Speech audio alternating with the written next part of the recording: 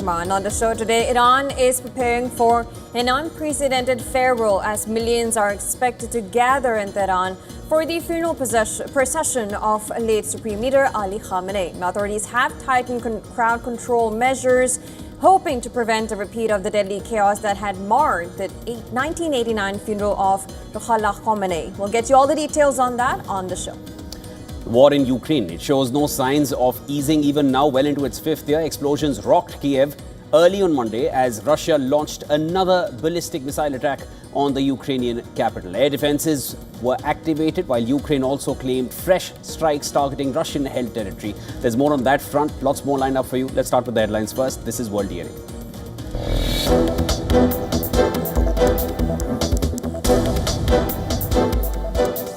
Tehran prepares for a massive funeral procession today as two-day farewell ceremony for late leader Ayatollah Ali Khamenei closes. Thousands chant anti-US and Israel slogans calling for revenge.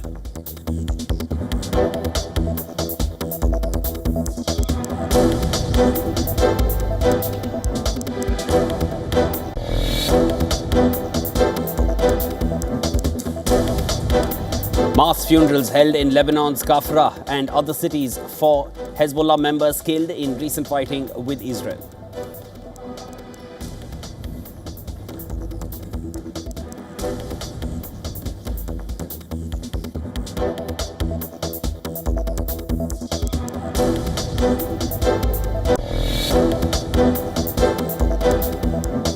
Explosions ring out in Kyiv during a ballistic missile alert as Russian attacks continue. Ukrainian officials say a glide bomb killed a police officer and injured 13 people, including 2 children in the city of Zaporizhia.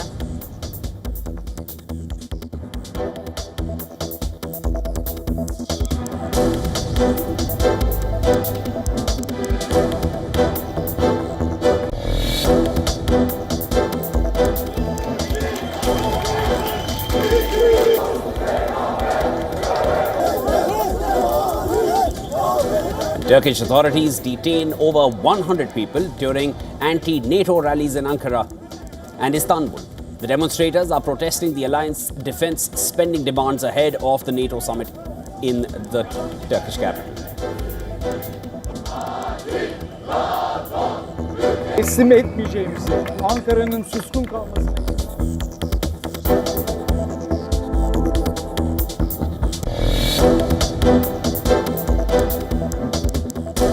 The Philippine Senate opens an impeachment trial against Vice President Sara Duterte today. The outcome could either end her political career or leave her as top contender to succeed the president.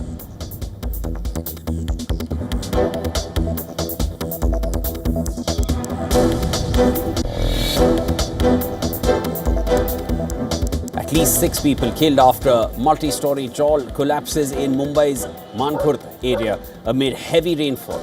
Rescue operations are underway with emergency teams working to locate and rescue those trapped under the debris.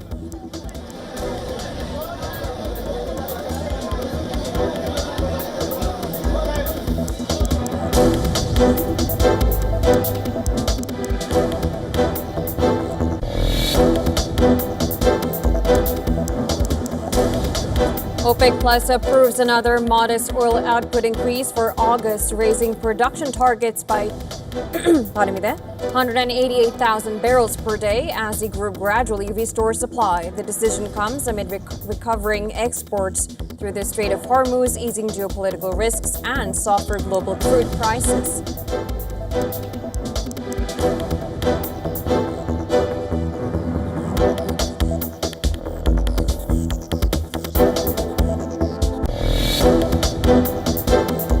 Erling Haaland scores 2 late goals in a 2-1 win to knock out 5-time champions Brazil and send Norway into World Cup quarterfinals.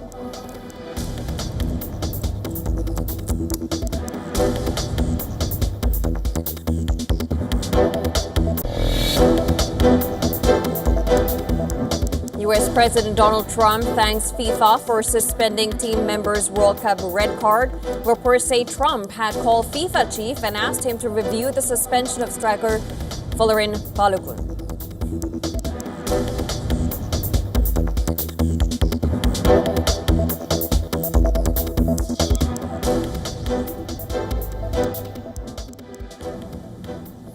Now, Tehran is preparing for a massive funeral procession for late Supreme Leader Ali Khamenei today. Massive crowds are expected to join this procession. A two-day farewell ceremony for the late leader and his family came to a close on Sunday. After lying in state in Tehran's Grand Musalla religious complex for 2 days, Khamenei's remains will travel through the city for nearly 10 to 12 hours. Now, the 1989 funeral of his predecessor, Ayatollah Ruhollah Khomeini, drew some 10 million people. Ali Khamenei's procession may surpass it in terms of those numbers.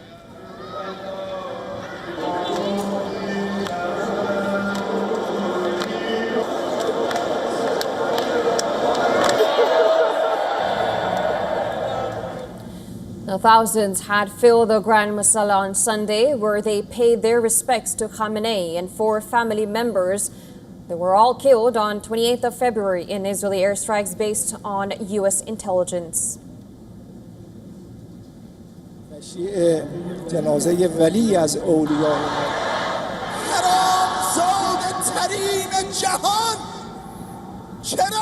Teary eyes, anger, outpouring of emotions.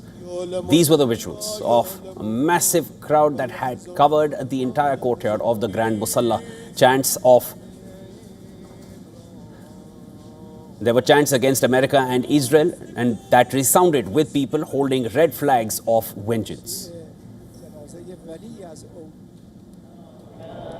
From civilian leaders to military commanders, major figures of Iranian government were present at the site. President Masoud Pezeshkian, Parliament Speaker Mohammad Bagher Ghalibaf, IRGC Commander Ahmad Vahidi, Quds Force Chief Esmail Khani, Foreign Minister Abbas Araghchi and Chief Justice Gholam Hossein Mohseni paid their respects or tributes to the late Supreme Leader.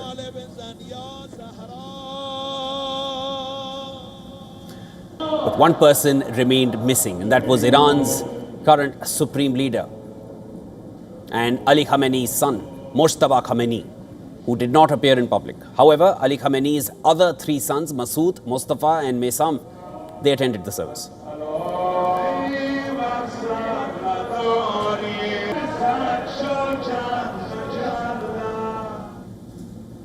From Tehran, Khamenei's remains are expected to be taken to Qom, Najaf and Karbala, the great Shiite centers of Iran and Iraq, before being laid to rest on Thursday in Mashhad, which is home to the country's holiest pilgrim shrine. Processions are planned through the capital on Monday. Authorities are expecting more than 10 million people to take part in the ceremonies in the Iranian capital, Tehran.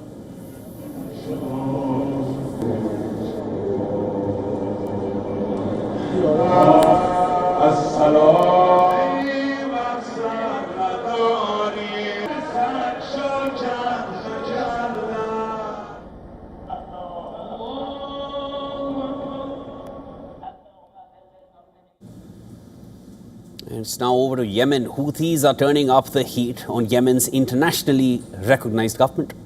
And in one of the deadliest attacks in years, Houthis have reportedly killed 16 government troops near the port city of Hodeidah. And according to reports, local hospitals in the Red Sea coast area received 16 dead bodies and 22 wounded soldiers. Now, according to the government officials, clashes intensified on Friday when Houthis briefly took control of the government-controlled area in Jabal Dabas, southern Yemen. The Houthis have been at war with the Yemeni government since 2015. The conflict has so far killed hundreds of thousands of people, triggering a major humanitarian crisis in Yemen. The Houthi rebels control Yemen's capital Sana'a and much of the north, including Hodeidah, on Yemen's western Red Sea coast, while the internationally recognized government of Yemen holds much of the south. Now, last week, the Houthi rebels threatened to attack airports and vital assets belonging to Saudi Arabia. They accused Saudi Arabia of violating airspace in Houthi-controlled area. Riyadh is a key backer of Yemen's Aden-based government. On the other hand, Houthis are part of Iran's axis of resistance, as they're called. Now, this makes Yemen's civil war a complex interplay of internal turmoil and a regional battle for influence.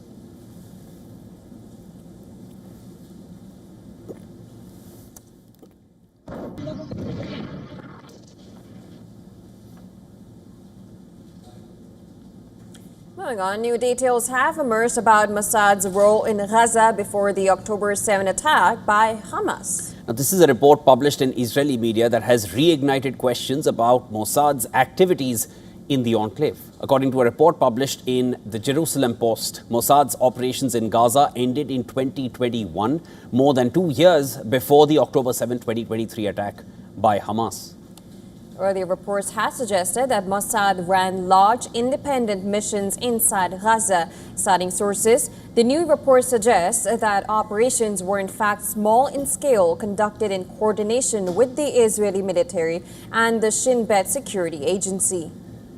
The report also draws attention to a Mossad assessment weeks before October 7, 2023, which agreed with the Israeli military and Shin Bet that Hamas remained deterred.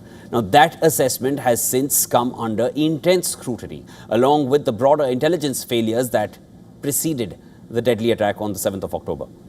The latest reports the information may have been leaked by former security officials who believe the Mossad has escaped the level of accountability faced by other agencies after October 7th. Former IDF chief Herzi Halevi and former Shin Bet director Ronen Bar left their posts amid pressure following the attack. However, Mossad chief David Barnea completed his full 5-year term. Both former Mossad chiefs Yossi Cohen and David Barnea are yet to comment on the reports.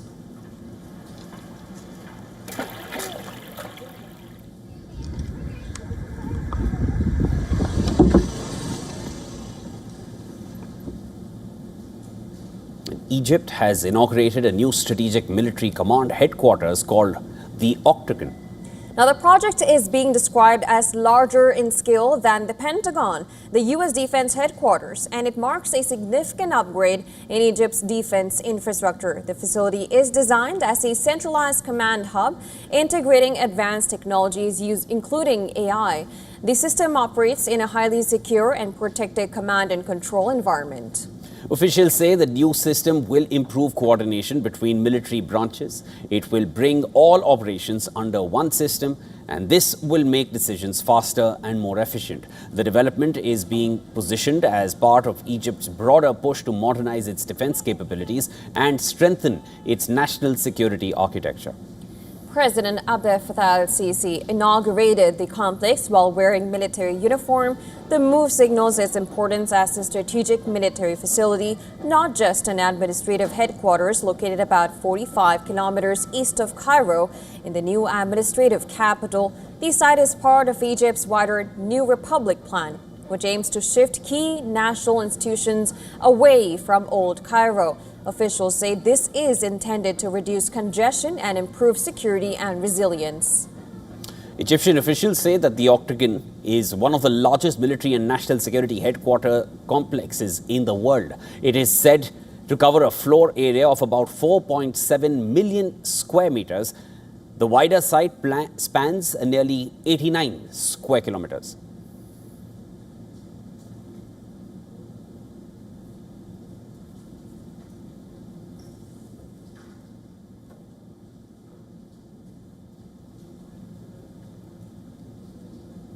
Now, the death toll from the earthquake in Venezuela has climbed to 3,342. As rescue efforts enter their third week. According to numbers released by the Venezuelan Information Ministry, the new tally also puts the number of injured at 16,470, while the number of homeless has risen to 17,345. The government has started reconstruction efforts, especially in La Guaira, the worst hit, which is in the capital of Venezuela, Caracas. Bulldozers and earth movers are moving in with workers to remove debris from the damaged houses, while many residents continue to live in makeshift tents created by the state authorities. The international rescue teams have packed up and ended attempts to find survivors. Attention has now shifted to mourning and burials by families. Now, according to reports, Esperanza Cemetery in La Guaira alone, to this day, has buried more than 150 unidentified bodies. A Venezuelan security guard explaining his ordeal as he was trapped under the debris for 8 days stated that it was only a miracle that he got out.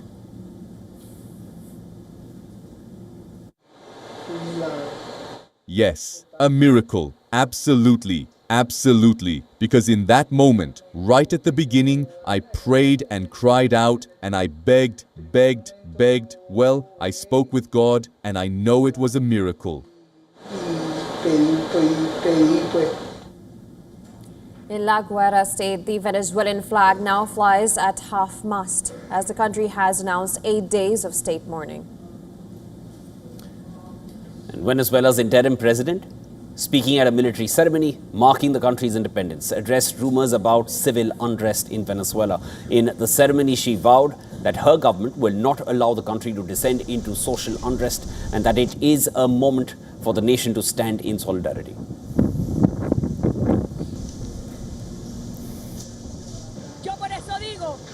That's why I say, I don't understand how, in these moments of pain for Venezuela, of national mourning, there are those who dare, amid such misery, who dare to plan for supposed social unrest. There will be no social unrest here. What we have here is the profound social solidarity among our people. De nuestro pueblo. Now it's over to the Russia-Ukraine front. Ukrainian President Volodymyr Zelensky has warned that Russia is preparing to launch a new large-scale offensive against Ukraine. Now, this warning comes as the 3 were killed in the second deadly attack on Kyiv in less than a week. Kyiv Mayor Vitaly Klitschko has confirmed that the city was under attack. He said air defense systems were actively engaging the incoming threats and urged residents to remain in shelters until the all-clear was given. The latest assault follows a Russian glide bomb strike on the southeastern city of Zaporizhia. 1 police officer was killed, while 13 people, including 2 children, were injured. The attack also caused extensive damage to residential buildings, destroying homes and triggering a fire. Now, these visuals show emergency crews combing through the wreckage in search of survivors while rescue teams evacuate residents and even their pets from the affected areas. Ukraine has also intensified its long-range strikes inside Russia and Russian-occupied territories in recent weeks. The Russian-appointed governor of annexed Crimea said on Monday that electricity had been cut to Sevastopol following a Ukrainian strike on energy infrastructure near the city. And amid the escalating exchange of long-range strikes, fighting continues over the strategically important eastern town of Konstantinivka, according to Ukrainian President Volodymyr Zelensky. Earlier this week, Moscow had claimed its forces had captured the town, which lies on the route to key logistics hubs in the Donetsk region. But Kyiv has dismissed that claim as false, insisting Ukrainian forces continue to defend the town. Now, diplomatic efforts to end the war continue, with US President Donald Trump expected to meet his Ukrainian counterpart during this week's NATO summit in Turkey. The expected talks come after Trump held a phone call with Zelensky on Saturday. He also spoke separately with Russian President Vladimir Putin, offering to help find a path towards ending the conflict.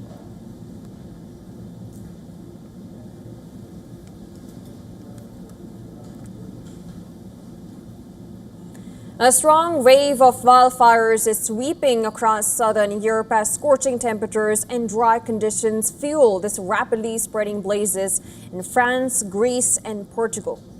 Nearly 600 firefighters are battling the spread of major wildfire near Perpignan in southern France, which is close to the Spanish border. The blaze has already scorched over 1,500 hectares of land, forcing the authorities to shut roads and prepare emergency shelters for residents at risk. Another large fire continues to burn in the Dromey region, stretching firefighting resources. Driven by an east wind, it has covered, at the moment I am speaking to you, approximately 1,500 hectares, 5.8 SQ miles. It is a fire that represents, to give you an idea of the scale, a perimeter of about 18 kilometers, 11.2 miles. That is to say that it is an edge that is very long. In Greece, firefighters are struggling to contain a fast-moving wildfire north of Thessaloniki. And the flames have consumed forests, spread into industrial zones, and destroyed 2 factories. Water-dropping aircraft, helicopters, and more than 160 firefighters have been deployed as evacuations continue in vulnerable areas. Authorities have also detained a 76-year-old man suspected of accidentally igniting the fire. Behind us, there was a factory, a furniture manufacturing factory, which has been completely destroyed. There is nothing left. And still, as you can see, since 6 o'clock in the morning, the airplanes and the helicopters are continuously dropping water to put out the fire at the recycling facility. Meanwhile, in northern Portugal, residents are joining firefighters to protect homes as a wildfire that began earlier in the week had already destroyed more than 11,000 hectares. Local communities are supporting emergency crews while battling advancing flames near residential areas. The situation we are living right now is particularly hard. The fire, the flames, and the smoke are making conditions unbearable. Beyond the fear we all have, of course, of waking up and finding our homes in flames, there are several houses very close by. Mine is a little farther away, but it is surrounded by forest. Since the early hours of Thursday, we have been living a very difficult situation. Across France, Spain and Portugal, more than 17,000 hectares have been devastated in the latest wave of wildfires, underscoring the growing impact of extreme heat and increasingly volatile fire conditions across Europe.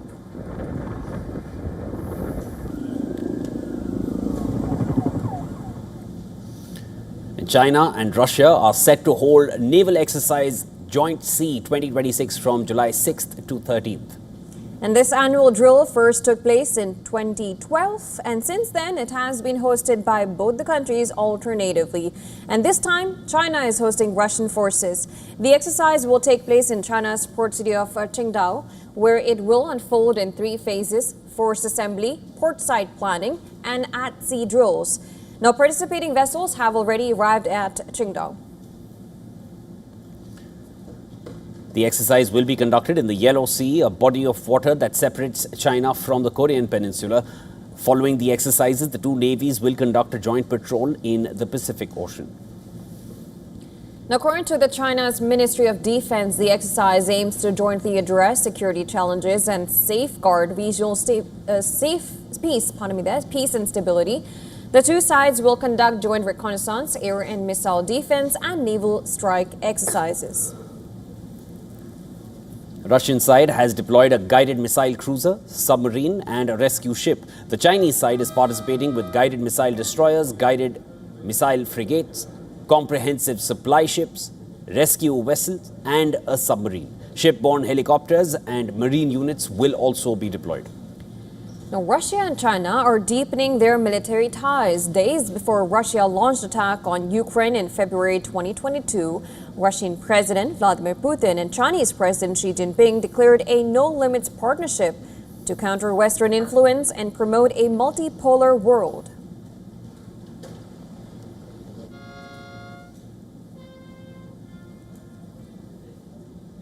Well, next up, let's take a look at some striking images drawing attention from across the world.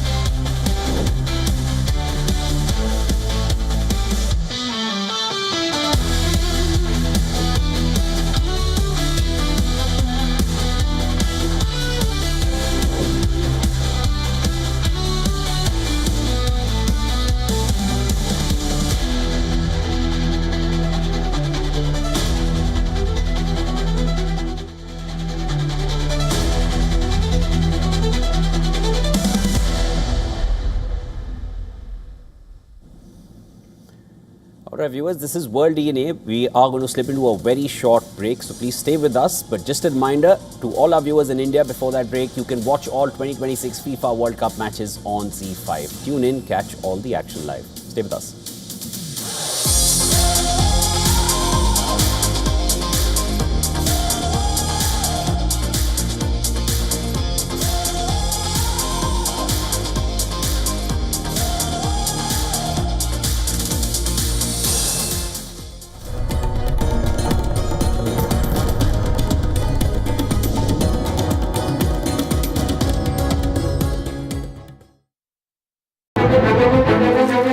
In-depth coverage of global issues broken down into facts, figures, and simple words.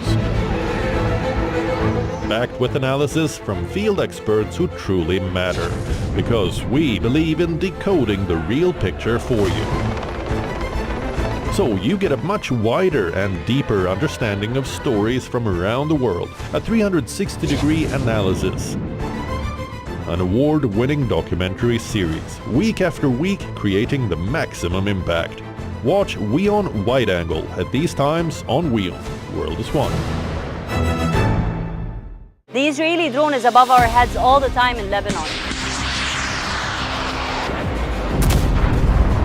More than 200,000 civilian homes have been destroyed. This looks like it used to be a toy for a little girl. Can't but wonder while I'm walking between all of this rubble, how many lives were destroyed, how many kids were traumatized, how many women lost their families. If this isn't a war crime, then what is? From the southern suburb of Beirut, I'm Radi Francis for WION World is One. In this rapidly changing world, is your health keeping pace? Best practices and breakthroughs, busting the hype with real insights. The timeless power of yoga and ancient healing. Good food, good mood. Small steps, big impact. Your health matters. Only on WION World is One. Because nothing matters more. Campaigns, elections, alliances, controversies, and power play. Stories that analyze global and domestic politics. A dedicated show with varied perspectives, expert take, citizens' voices, detailed ground reports, and in-depth coverage from political corridors of the world. This is Race to Power, only on WION. WION, India's global voice, the channel that brings you the biggest stories from across the world through India's lens. Now available in more than 190 countries worldwide, because we believe that the world is one. Watch us in Africa, Europe, USA and Canada, South America, Asia Pacific, Middle East and North African regions. Also available on these digital platforms across the world. WION. World is One.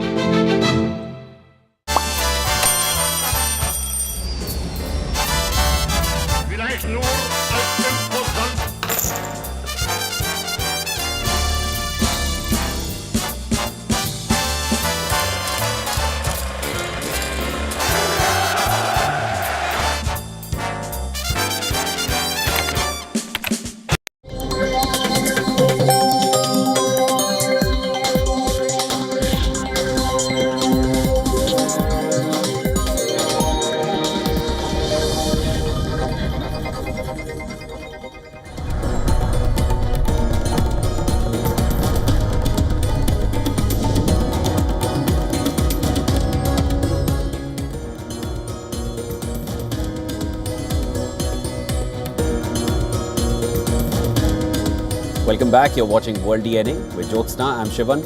Thanks so much for staying with us. Let's start with headlines.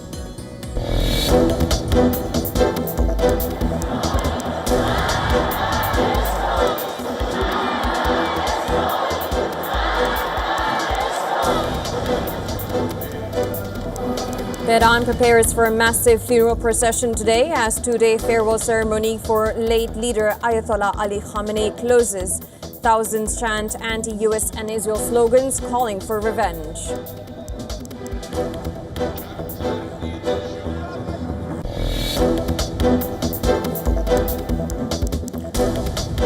Mass funerals held in Lebanon's Kafra and other cities for Hezbollah members killed in recent fighting with Israel.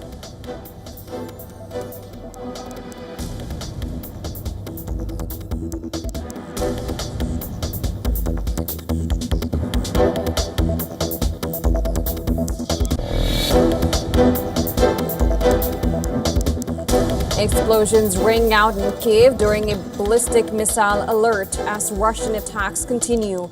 Ukrainian officials say a glide bomb killed a police officer and injured 13 people, including 2 children, in the city of Zaporizhia.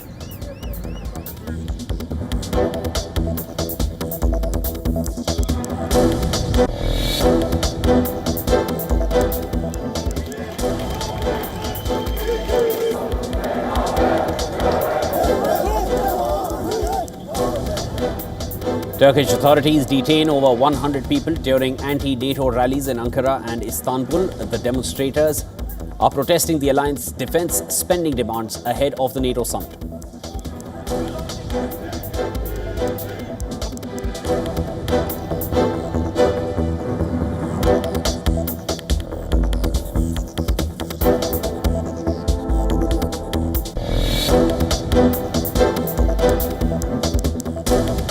The Philippine Senate opens an impeachment trial against Vice President Sara Duterte today. The outcome could either end her political career or leave her as top contender to succeed the president.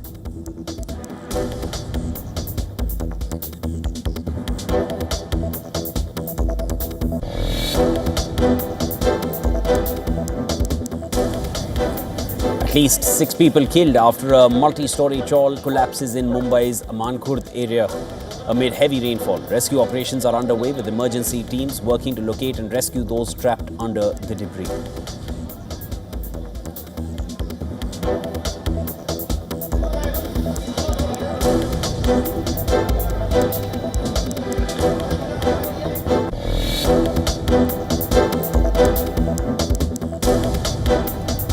South Korea launches 24-hour trading for the dollar-won market, extending onshore foreign exchange trading to improve global investor access. The move is part of broader financial market reforms aimed at boosting liquidity and attracting overseas participation.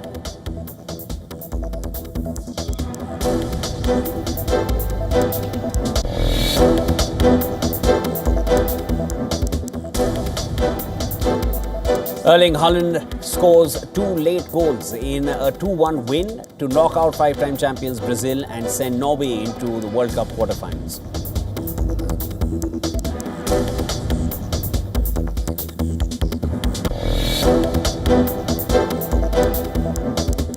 U.S. President Donald Trump thanks FIFA for suspending team members' World Cup red card. Reports say Trump had called FIFA chief and asked him to review the suspension of striker Folarin Balogun.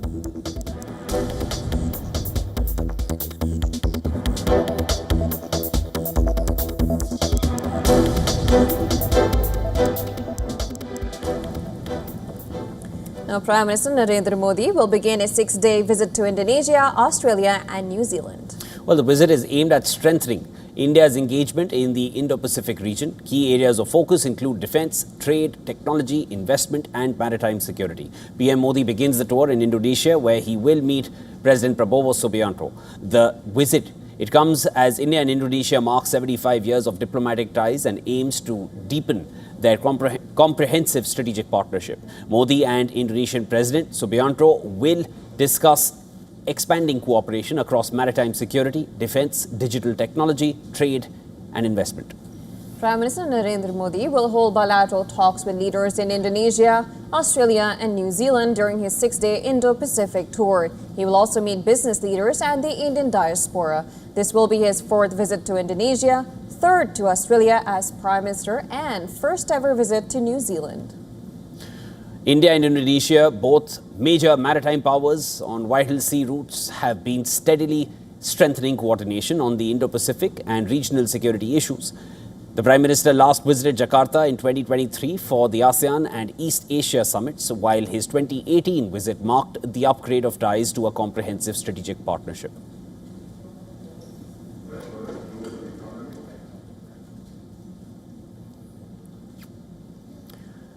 So over to Mumbai, it's battling one of the deadliest spells of this monsoon, with relentless rain claiming at least 8 lives in a series of rain-related incidents.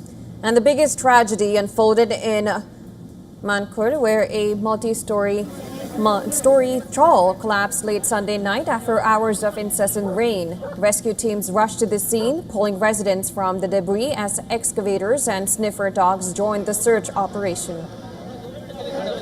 6 people, including women and children, were killed in the collapse, while 1 person was injured. Rescue officials continued combing through the rubble amid fears that more people could have been trapped beneath the debris. The rain also proved deadly.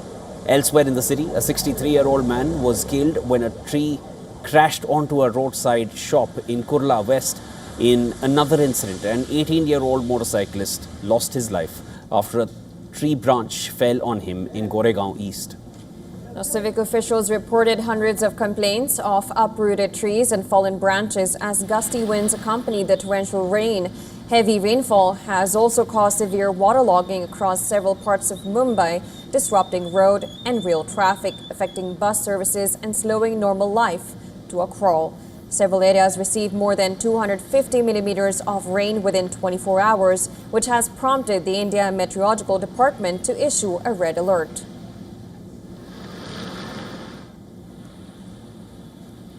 Meanwhile, relief from the prolonged dry spell may finally be on the way for North India. The India Meteorological Department says conditions are favourable for the southwest monsoon to advance into Delhi, Haryana, Punjab and Chandigarh over the next 2 to 3 days. Widespread rainfall, thunderstorms and gusty winds are forecast, offering respite from intense heat while raising the risk of waterlogging and traffic disruptions.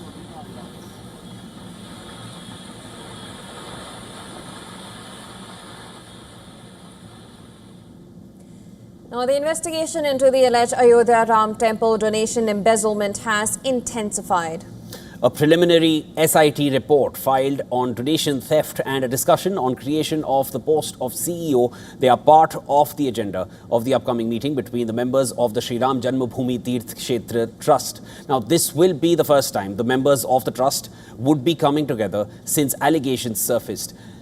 There will be a discussion of the resignations of General Secretary Champat Rai and Trustee Anil Mishra, both of whom have been under scrutiny since the theft came to the fore. The trust is likely to discuss the names for appointment against vacant posts.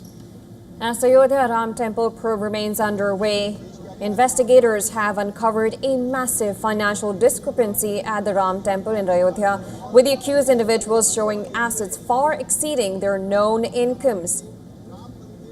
The details are linked to one of the accused, Avinash Shukla, whose transactions exceeded 15 lakh rupees. The police are investigating whether these funds were linked to the stolen donation money. During custodial interrogation earlier, arrested accused Shukla revealed that the group studied CCTV camera positions, staff movement patterns and entry-exit routes inside the temple complex. Moreover, allegations point to daily siphoning of 6 to 8 lakh rupees from donations. Concerns were reportedly raised months prior, but no FIR was filed initially. CCTV footage and discrepancies in donation deposits are aiding the probe into alleged embezzlement of cash and precious metals. The Uttar Pradesh government granted the SIT a 15-day extension to investigate the alleged embezzlement of donations at the Sri Ram Mandir in Ayodhya. The allegations have raised wider questions about how donations are handled at India's major temples. Most large shrines, including Tirupati, Jagannath, Vaishno Devi, Siddhivinayak and Kashi Vishwanath, follow multi-layered systems of surveillance, bank supervision, auditing and government oversight during cash counting. The Ram Temple, however, is administered through a trust structure rather than a dedicated statutory framework, a difference that is now under fresh scrutiny as the investigation continues.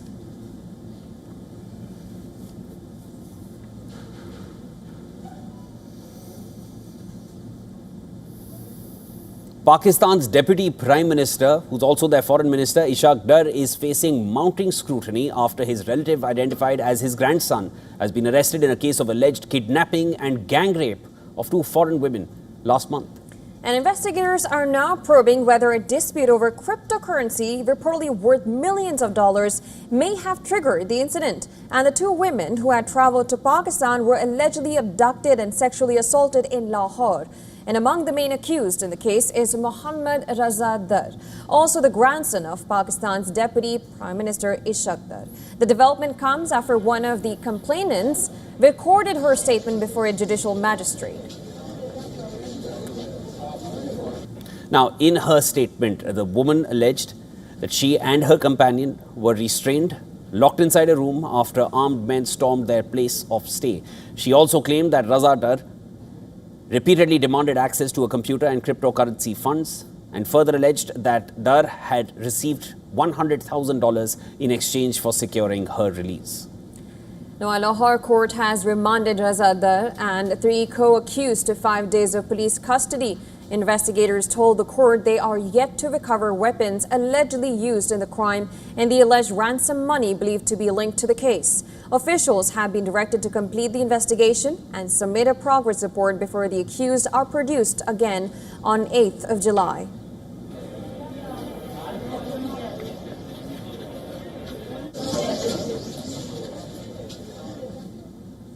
In a major security concern in Bangladesh, over 70 passengers reportedly vanished from the Dhaka airport even after securing their boarding passes and immigration clearance for traveling to Malaysia.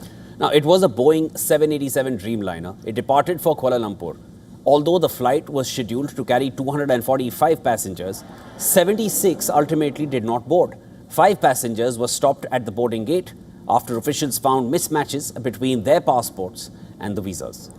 Authorities suspect the remaining 71 passengers allegedly carrying forged documents fled Hazrat Shah Jalal International Airport. It was after reports emerged that other illegal immigration aspirants had been caught red-handed. Airport officials claimed that the passengers had been issued boarding passes without thorough visa verification at the airline's check-in counters. No official statement has been released by the government of Bangladesh taking cognizance of this major security lapse.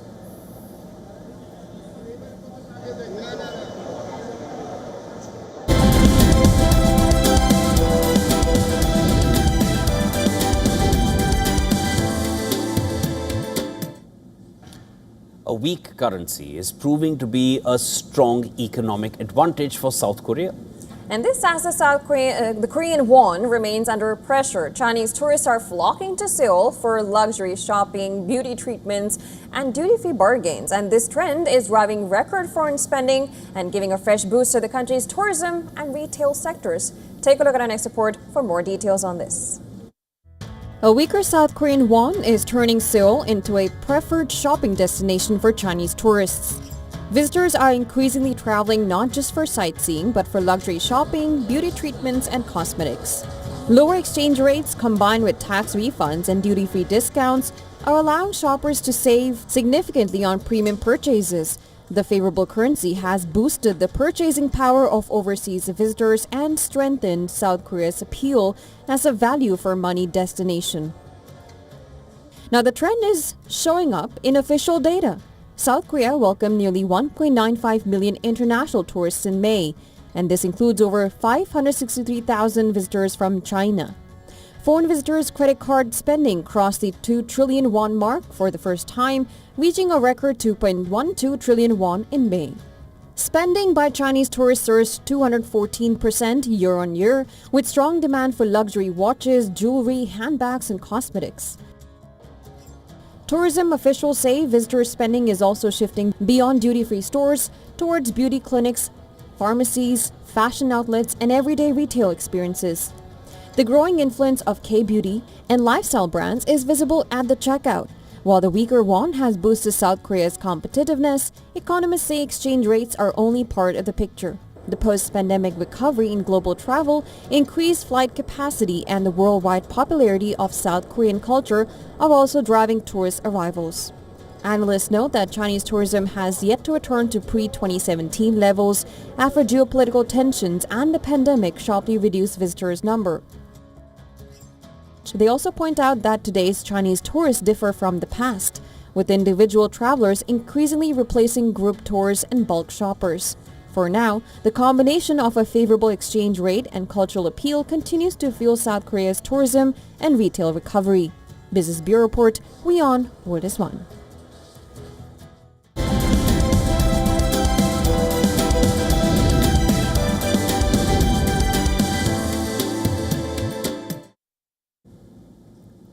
Now, AI image generation startup Midjourney has asked a U.S. court to order 3 Hollywood studios to reveal how they use artificial intelligence. This is as part of an ongoing copyright dispute over its image generation technology. The request comes after the Walt Disney Company, Universal Pictures and Warner Brothers sued Midjourney, alleging its AI models can generate images of their copyrighted characters without their permission. Now, the studios have cited examples including Bart Simpson, Darth Vader, while Midjourney argues that training its AI models on copyrighted material is protected under the principle of fair use. Now, the latest dispute centers on the documents the studios must hand over during the legal discovery process. A judge earlier ruled that the studios must disclose details of their generative AI use, but only where it relates to consumer-facing images and videos. Midjourney is now asking the court to remove that limitation, saying that it allows the studios to select only the documents that support their claims. The startup argues the withheld documents could show whether the studios are also training AI models on copyrighted content for internal tasks, such as storyboarding or developing film and TV ideas. Midjourney has also asked the court to require the studios to disclose all the prompts they used with its AI tools, along with the resulting images, not just those alleged to be infringing. Now, the studios have rejected the request, with their lead lawyer describing it as a fishing expedition. They say they are not trying to stop AI development, but want Midjourney to stop copying, distributing, and creating derivative works based on their copyrighted characters without authorization.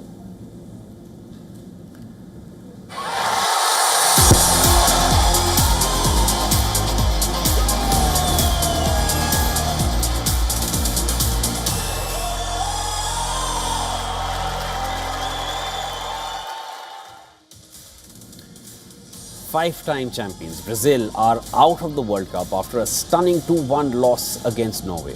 Erling Haaland scored 2 late goals to send Norway through to their first World Cup quarterfinals, and this is Brazil's earliest exit from the World Cup since 1990.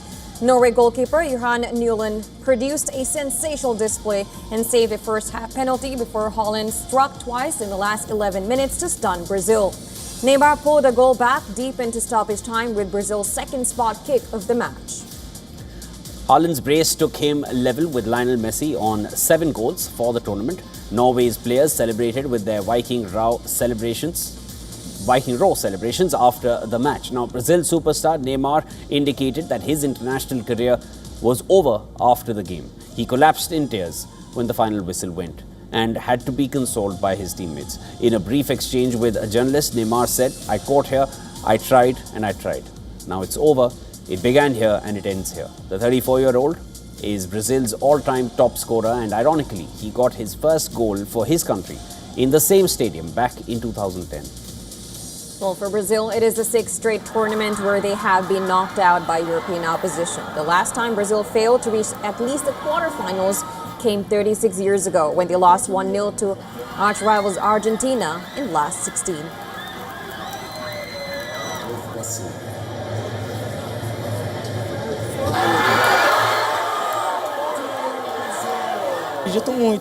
And today I'm leaving feeling very sad, because in my view this was the most promising national team in recent years, and I'm even sadder because of the great player who said goodbye to us today, Neymar. His last World Cup game, his very last World Cup game. In Oslo, thousands of Norwegians took to the streets to celebrate the historic result.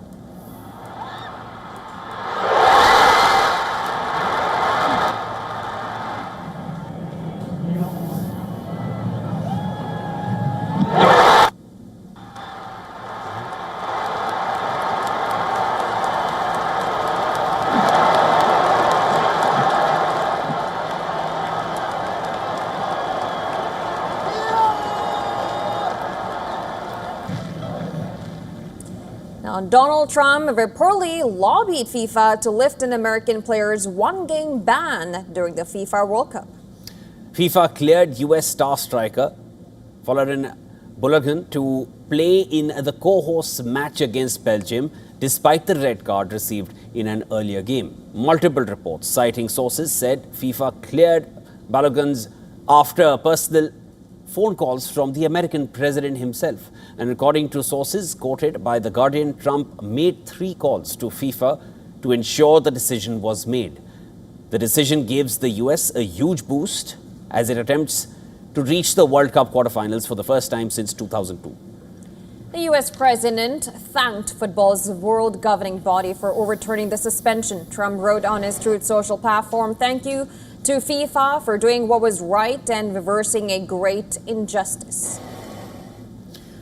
Well, the US striker was sent off following a collision with a defender in the round of 32 on Wednesday. No foul was initially called, but the video assistant referee, VAR, recommended a review after determining that Balogun had stepped on the defender's ankle. After reviewing the incident, the referee issued a straight red card for serious foul play. Now, FIFA's disciplinary committee said it made the decision to suspend the ban in line with Article 27 of the FIFA Disciplinary Code, which allows it to suspend red card bans as long as the offense is not related to match fixing. Balogun will be on a 1-year probationary period, meaning the red card technically remains on his record. Now, while the US team has welcomed FIFA's latest decision, their opponents are not so thrilled. The Royal Belgian Football Association said that it was astonished by this decision. It contradicts FIFA statutes governing red cards, which carry an automatic one-match ban. Belgium manager Rui Garcia likened FIFA's decision to an April Fool's Day joke.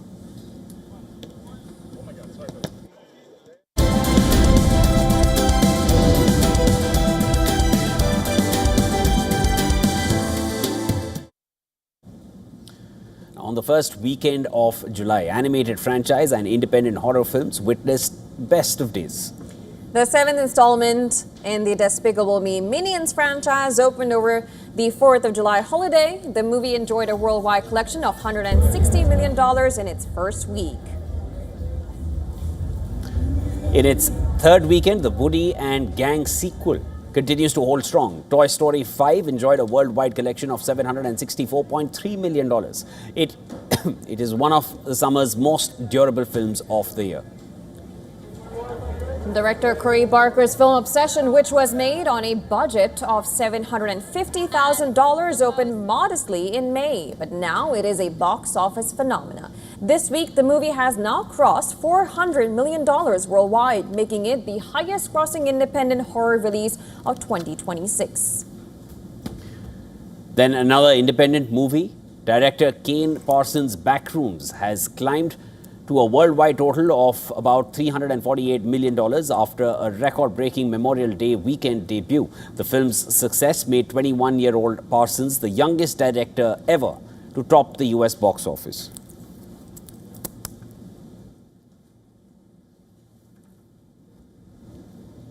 Well, that's all on World DNA for today. News and updates will follow on the other side of a very short break. Just a reminder to our viewers in India, you can watch all 2026 FIFA World Cup matches on Z5. Tune in and catch all the action.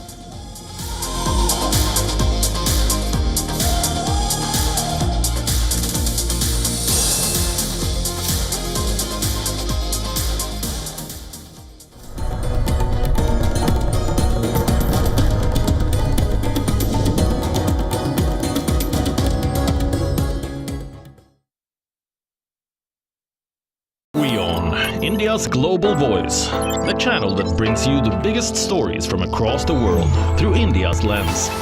Now available in more than 190 countries worldwide. Because we believe that the world is one. Watch us in Africa, Europe, USA and Canada, South America, Asia Pacific, Middle East and North African regions. Also available on these digital platforms across the world. WION.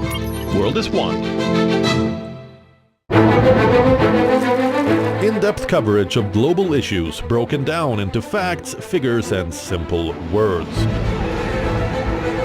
backed with analysis from field experts who truly matter, because we believe in decoding the real picture for you.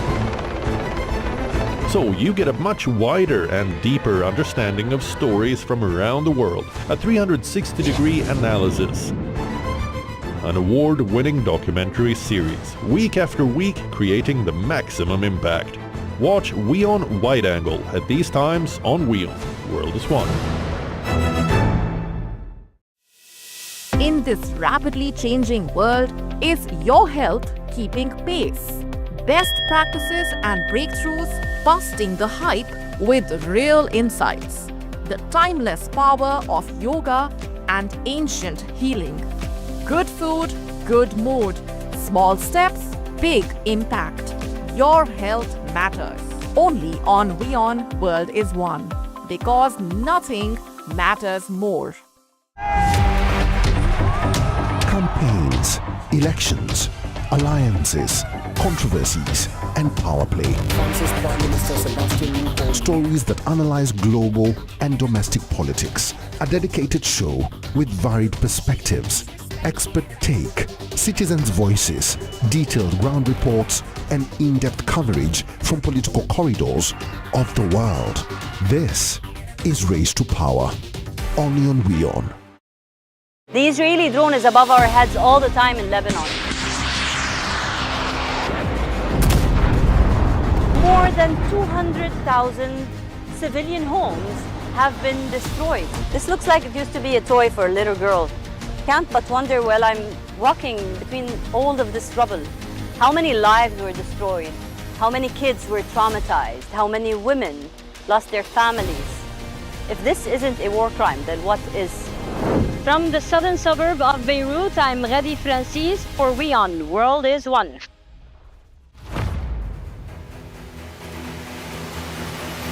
Get the latest updates. Breaking news. Credible, clear, continuous. Experts across aisles. Diverse voices, one platform. WION World is One. From the bustling trading floors of Wall Street to the vibrant exchanges of Asian stock markets, WION breaks it down for you to make sense of what's happening. As we reveal the key factors behind events, strategic battles, and the game-changing business decisions that shape the world. We bring you all of this and more on World Business Watch. WION, India's global voice, the channel that brings you the biggest stories from across the world through India's lens. Now available in more than 190 countries worldwide. Because we believe that the world is one. Watch us in Africa, Europe, USA and Canada, South America, Asia Pacific, Middle East and North African regions. Also available on these digital platforms across the world. WION. World is One.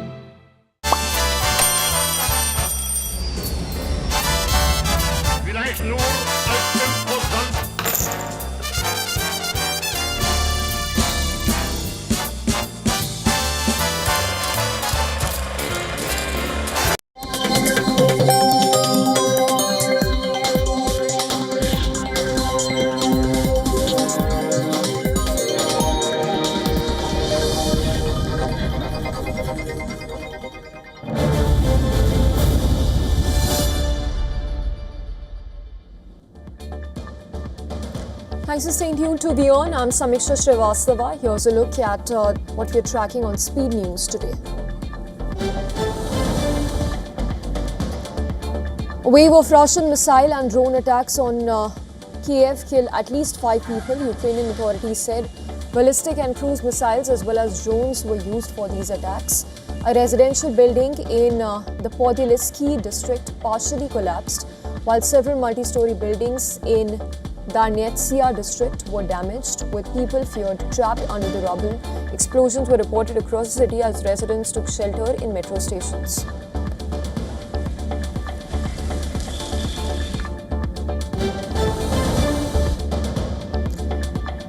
Ukraine struck energy infrastructure near Sevastopol in Russian-annexed Crimea on Monday, causing a city-wide power outage. Writing on Telegram, Moscow-appointed governor said that the attack temporarily cut electricity across the city after what he described as an enemy attack on critical energy facilities. Ukraine has not immediately commented on the reported strike.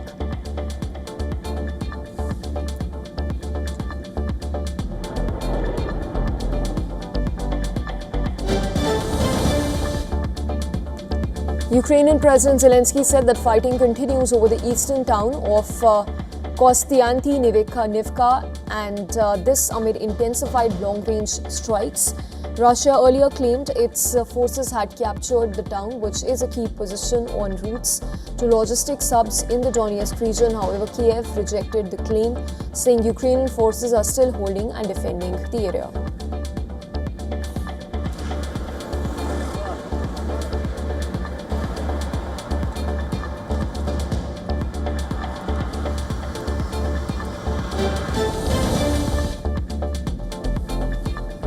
Prime Minister Narendra Modi is all set to begin his 6-day tour of Indonesia, Australia and New Zealand aimed at deepening India's engagement in the Indo-Pacific region with a focus on defence, trade, technology, investment and maritime security. He will begin his visit in Indonesia, where he will hold talks with President Prabowo Subianto as the two countries mark 75 years of diplomatic ties and look to expand their comprehensive strategic partnership. Prime Minister Modi will also meet business leaders and members of the Indian diaspora.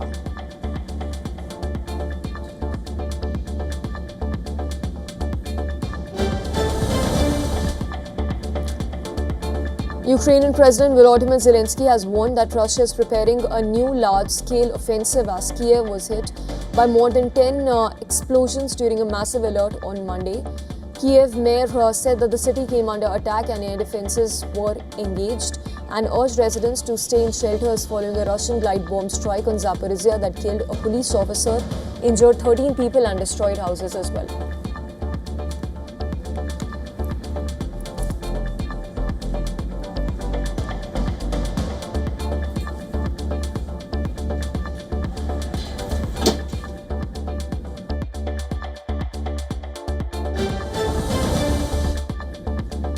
Iran is set to stage a massive public funeral procession for former Supreme Leader Ayatollah Ali Khamenei following a two-day public farewell at Tehran's Grand Musalla complex. His coffin is expected to be transported through the city in a prolonged procession, possibly lasting up to 12 hours. Officials expect that the turnout to draw crowds of similar or greater numbers than the historic 1989 funeral of Ayatollah Ruhollah Khamenei.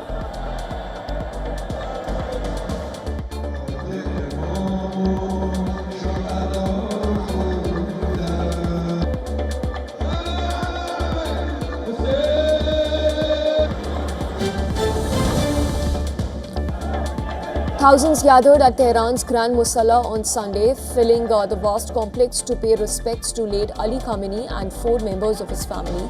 According to US intelligence, they were killed in Israeli airstrikes on 28th of February. Mourners packed the courtyards in large numbers with chants of "Death to America" and "Death to Israel" that echoed through the venue. Participants even carried red flags that symbolized anger and revenge.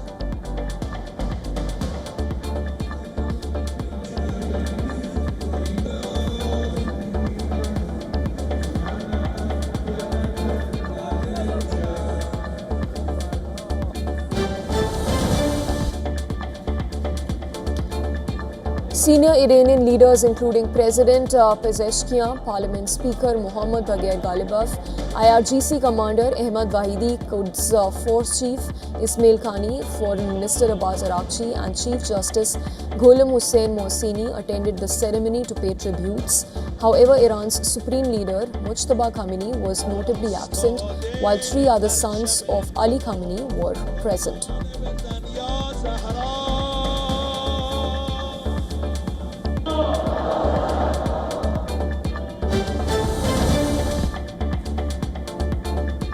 Israel carried out a new round of strikes in southern Lebanon, targeting the outskirts of Nabatea as Many Lebanese residents remain unable to return their houses despite a ceasefire that took effect last month.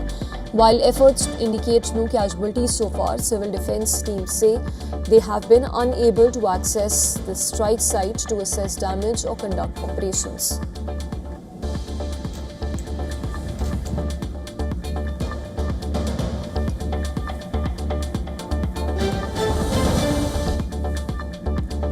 Israeli Prime Minister Benjamin Netanyahu has dismissed claims of tensions with President Trump, saying that the two are aligned 99% of the time and resolve any differences in coordination.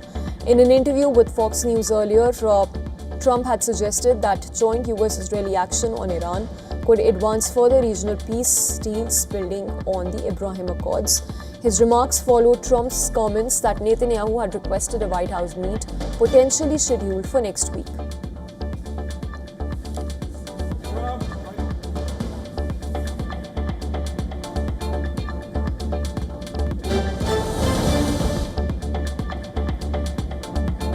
Israeli Prime Minister has claimed that some Christian villages in southern Lebanon have expressed interest in being annexed by Israel, saying residents believe it could offer protection from Hezbollah. However, local officials have rejected the assertion, with Lebanese media quoting a village mayor as describing the claim completely false, saying any suggestion of annexation is out of question.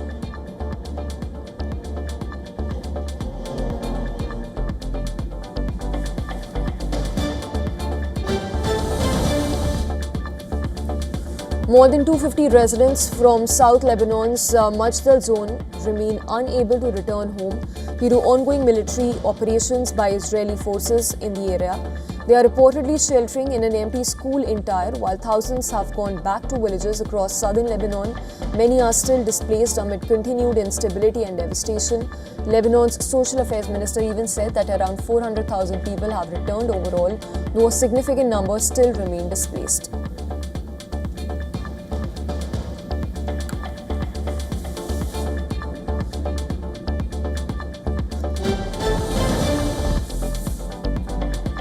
North Korean leader Kim Jong-un oversaw weapons tests on the 5,000-ton destroyer Kangwon, including cruise missile launchers and electronic warfare systems.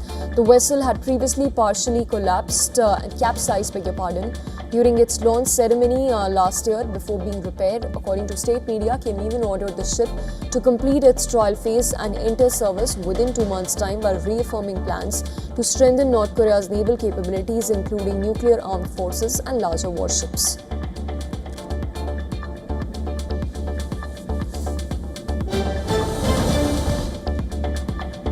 Colombian President Gustavo Petro has said that he will deliver a public farewell address on 28th of July, calling on supporters to join nationwide demonstrations and continue pushing social reforms.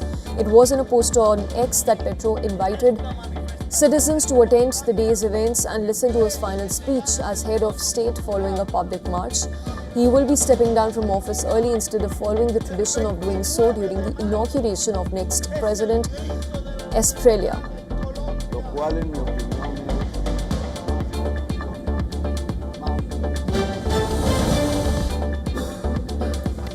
The death toll in Venezuela as relief efforts enter their third week has climbed to 3,342.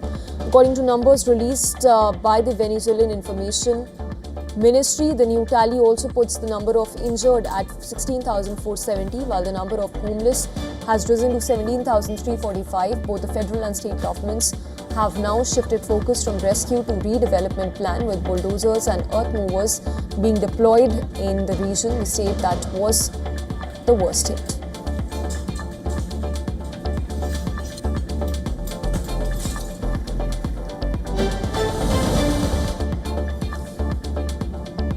Thousands of Kashmiris in the United Kingdom took part in the London Kashmir Million March, moving from Parliament Square to the Pakistani High Commission. They protested alleged human rights violations in Pakistan-occupied Kashmir. Demonstrators even called for the release of detained political activists, including head of the Joint Awami Action Committee, Shaukat Nawaz Mir, and other local leaders. The march featured pro-freedom slogans and criticism of arrests in this region.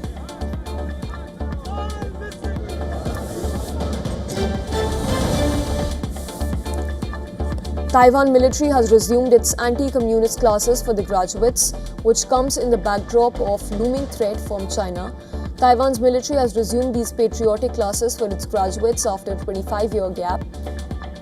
Taiwan's defense ministry said in a statement that the classes for its military academy graduates had been restored due to rising military and infiltration danger from China.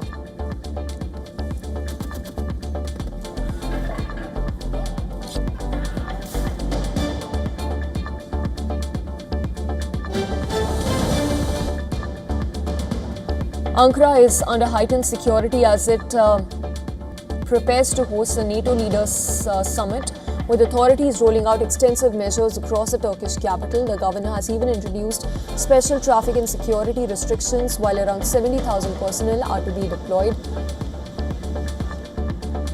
Roads along official motorcade routes have been repaired ahead of the July 7th and 8th meeting, which is expected to be attended by alliance leaders including President Donald Trump.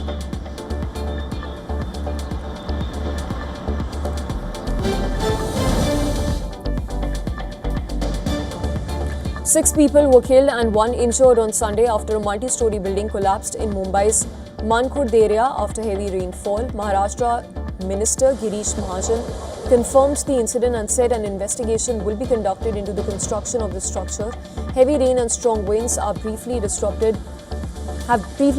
flight operations at Chhatrapati Shivaji Maharaj International Airport, while authorities have ordered the closure of educational institutions as a precautionary measure.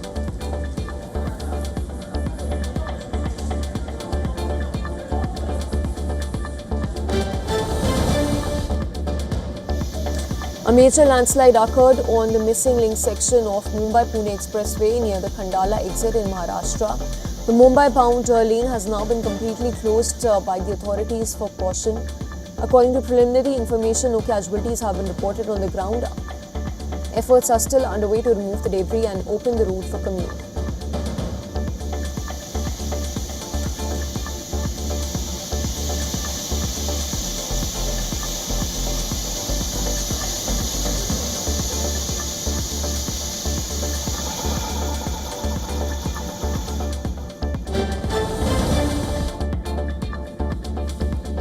According to China's state media, the country grappled with deadly heavy rains in northern region. While tropical storm hit the nation's south, villagers died in a mountain flash flood in the eastern part of the country, while 3 other people died in the same day in neighboring Liaoning province, Fushun city. Also, a heavy rainstorm battered Fushun, while tropical storm Mesak uprooted trees in Dongxing city.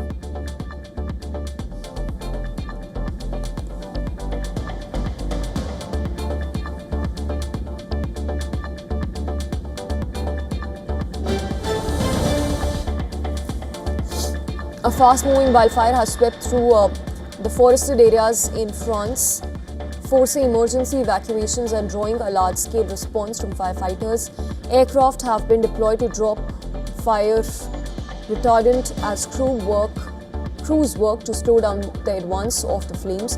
Roughly 10,000 residents have been evacuated while authorities attempt to contain the blaze.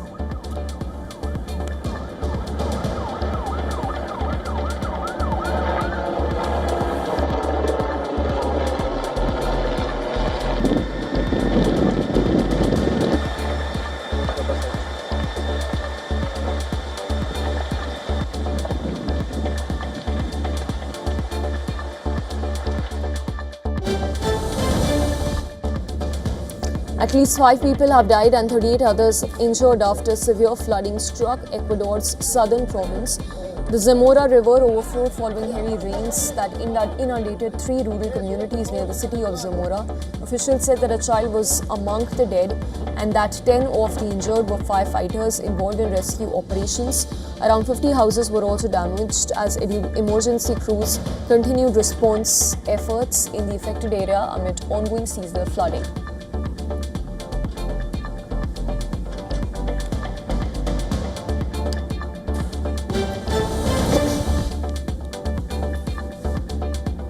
Mid-Journey is asking a US court to ordered the Walt Disney Company, Universal Pictures and Warner Brothers to reveal how they use artificial intelligence as the AI image generation startup defends itself against copyright infringement claims.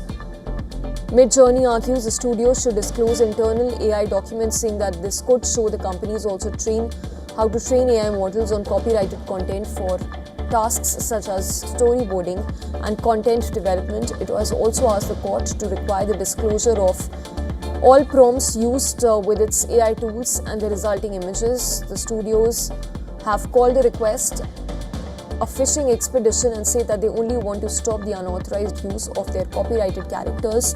The case could set an important precedent for AI training and copyright law as well.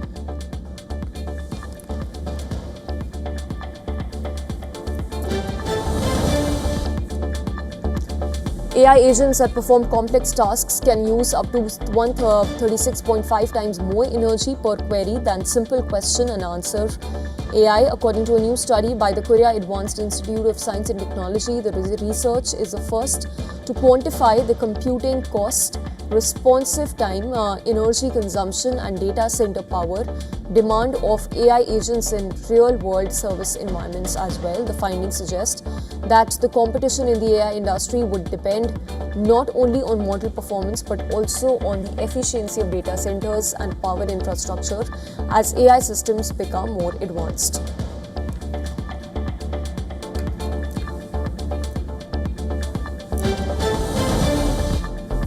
OPEC Plus has agreed to raise the August oil production target by 188,000 barrels per day, continuing its gradual unwinding of previous output costs and cuts. The decision reflects the group's confidence in market conditions despite persistent efforts and concerns over global demand and economic growth push. Oil prices edged lower on Monday as traders weighed the prospect of additional supply against easing geopolitical risks.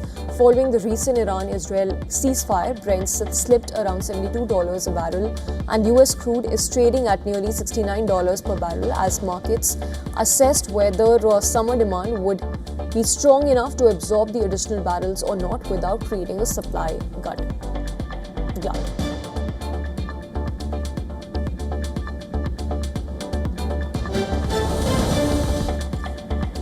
Asia-Pacific markets traded mixed as investors assessed OPEC's decision to raise August oil output and monitored the outlook for global growth.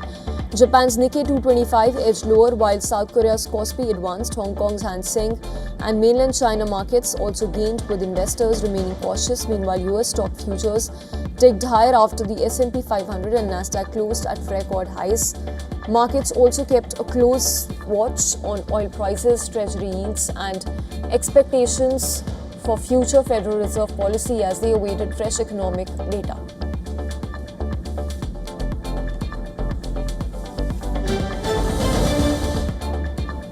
South Korea has launched 24-hour trading for the dollar-won pair, marking a major step in its foreign exchange market liberalization drive.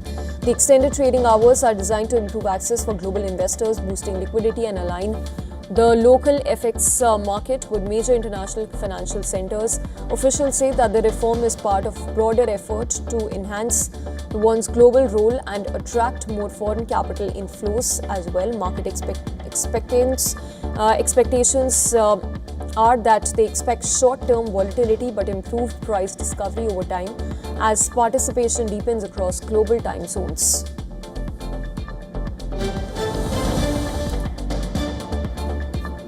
Norway have pulled off one of the biggest upsets of the 2026 FIFA World Cup. They stunned five-time champions Brazil by 2-1 to book a historic place in the quarterfinals. Erling Haaland scored twice in the closing stages and Norwegian goalkeeper producing a heroic display, including a first-half penalty save. Neymar's stoppage time penalty proved only a consolation as Norway celebrated a famous victory Brazil has crashed out. And this is before the last 8 of the first time ever since 1990.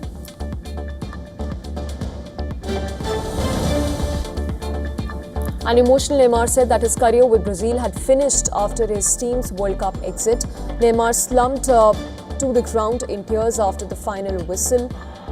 at MetLife Stadium in New Jersey before being consoled by teammates. Neymar made his debut for Brazil against the United States in a friendly match in the same ground that was in August of 2010. He will finish his international career as Brazil's all-time leading scorer with 80 goals, 3 ahead of Pelé. Neymar's 130 appearances for his country is second on Brazil's all-time list. Neymar has even won multiple titles at club level, but his only senior trophy with Brazil was the 2013 Confederations Cup.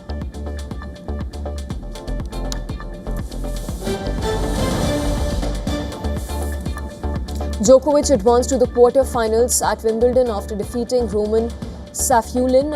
In doing so, he broke the greater Roger Federer's Wimbledon record with his 106th victory. The 39-year-old earned his 106th win by defeating the qualifiers 7-6, 6-3 and 3-6 as well as 6-3. With this victory, the 24-time Grand Slam champions remain on course for a tantalizing semi-final showdown with world number 1 Sinner.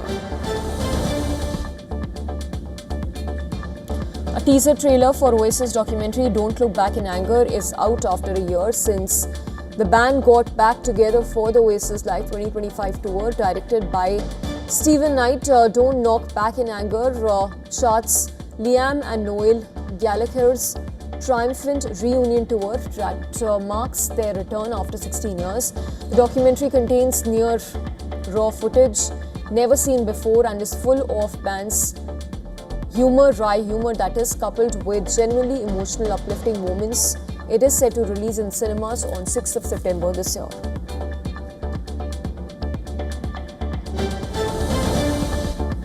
Harry Styles played the final night of his Together tour in London on Saturday. The Grammy winner played a 12-night residency at the venue of the run of dates, breaking Coldplay's record at the venue. His sister took to the stage to congratulate him, and he in turn thanked his One Direction bandmates for getting him to where he is. Styles will also take his show to Amsterdam, Mexico City, Sao Paulo and Melbourne as well as Sydney. Will pay 30 show residency at Madison Square Garden this year as well. Indian actor Amir Khan has officially married his partner Gauri Sprat.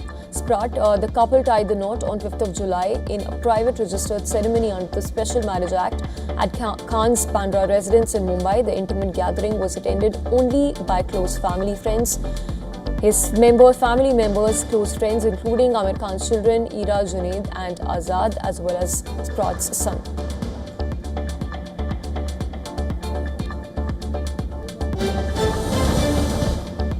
The highly anticipated trailer for GDN, an upcoming biographical drama about the life of pioneering Indian inventor J.D. Naidu, has officially dropped, starring R. Madhavan in the lead role. The film promises an intense look into the life of the man often called the Edison of India. The movie is set to release in theatres on 17th of July.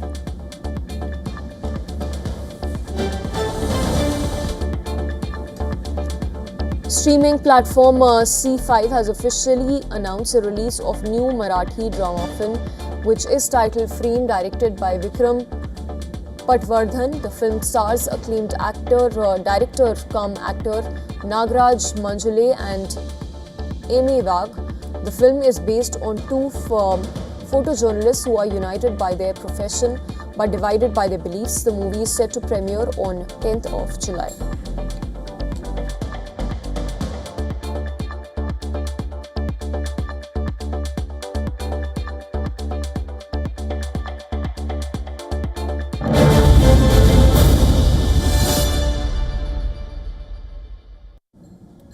Well, that's all we had in this edition of our broadcast. News and updates to continue. You're watching WION World is One. Stay tuned.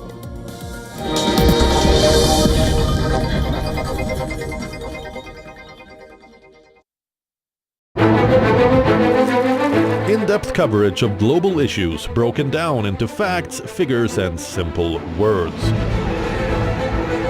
Backed with analysis from field experts who truly matter, because we believe in decoding the real picture for you. So you get a much wider and deeper understanding of stories from around the world. A 360-degree analysis.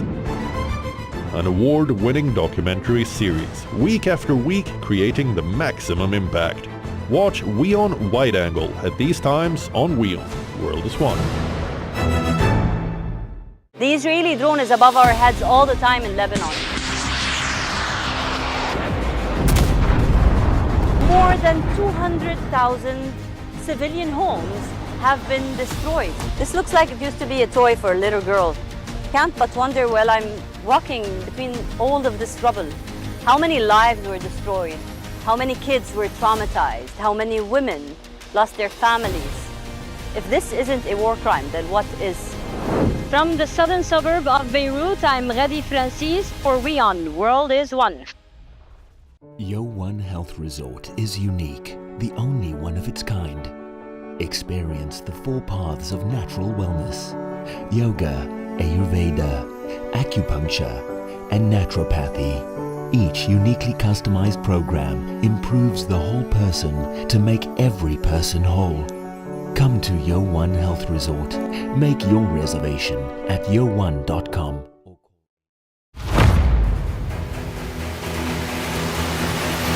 Get the latest updates. Breaking news. Credible, clear, continuous.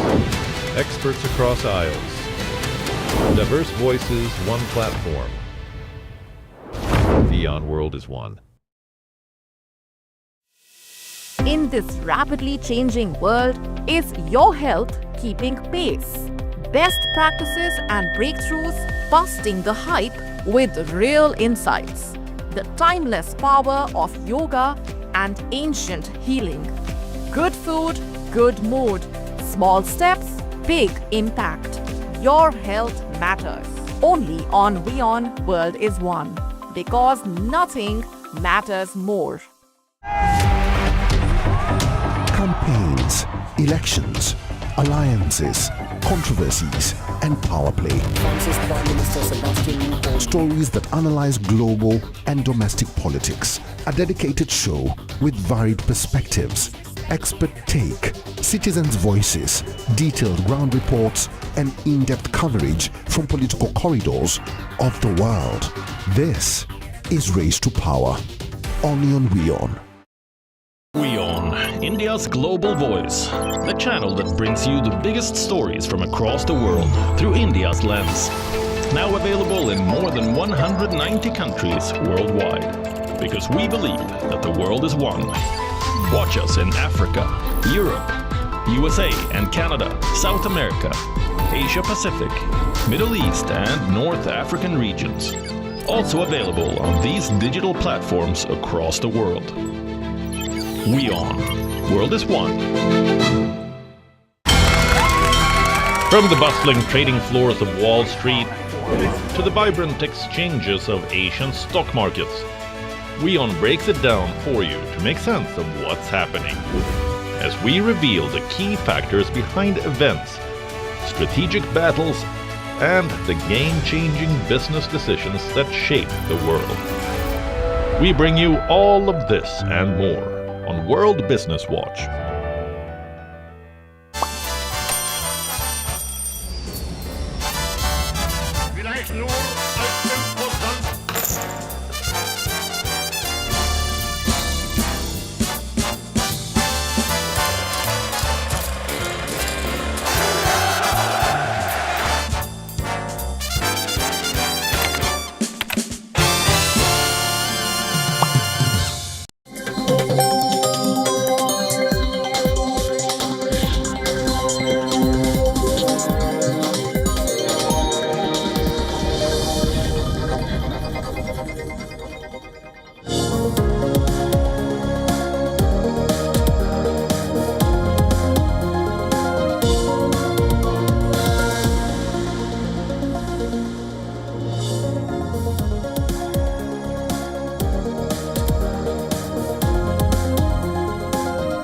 Welcome back. You're watching WION World is One. I'm Shivan Chandna. Let's start with the headlines.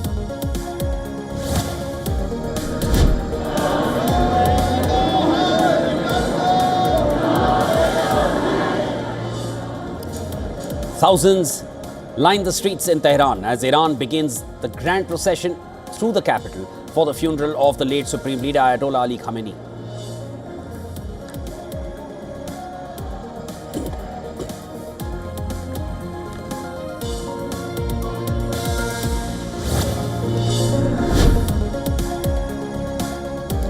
Mass funerals held in Lebanon's Kafra and other cities for Hezbollah members killed in recent fighting with Israel.